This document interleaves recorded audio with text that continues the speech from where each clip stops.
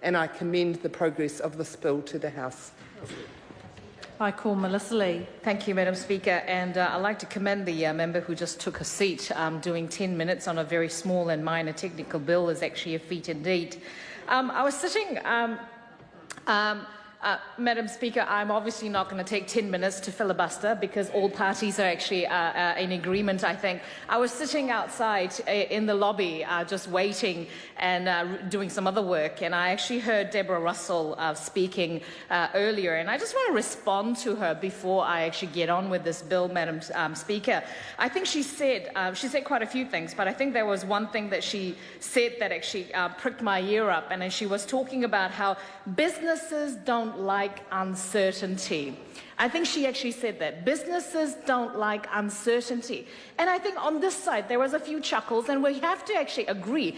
Businesses don't like uncertainty. I definitely agree to that.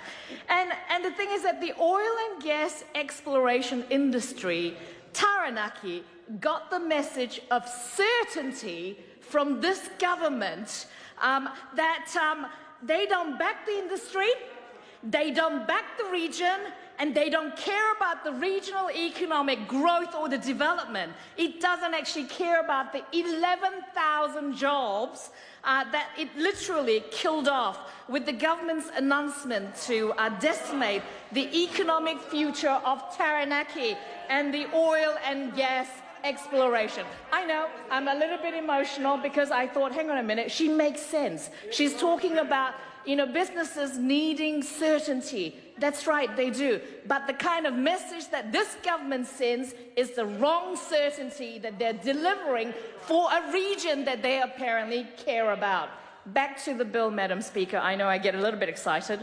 I sort of got this synopsis from the library. It's a debate pack, and this Crown Minerals Bill 2018 makes minor and technical clarification to the Crown Minerals Act of 1991, and we should always do that. We need to update our legislation, every so often, and in terms of the kind of information that it gives me is that it changes things like the duration of the permit, the time frames of notifying the revocation of the permit, process relating to changes of control of permit, participants, permit classification. It just seems like they're talking about permits. But the thing that really sort of pricked my ear again was this whole issue of when the changes are not notified to the minister, that it actually has monetary impact on the company, up to $800,000, that when a Minister for Energy and Resources is actually not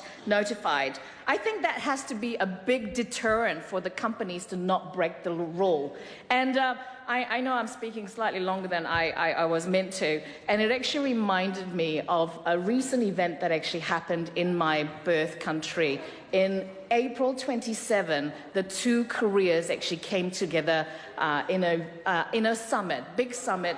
First time the North Korean leader actually crossed the border and actually came together. And this particular segment that actually reminded me, is there a way that we could actually put monetary sort of penalty on any of those, the two countries, whether North Korea or South Korea, if they actually break the spirit that they actually come together in the peace process. And I wish Korea the best of luck.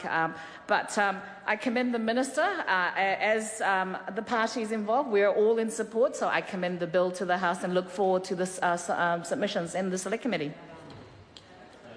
I call Gareth Hughes. Kia ora, Madam Speaker. Ngā mihi nui kia koutou kia ora.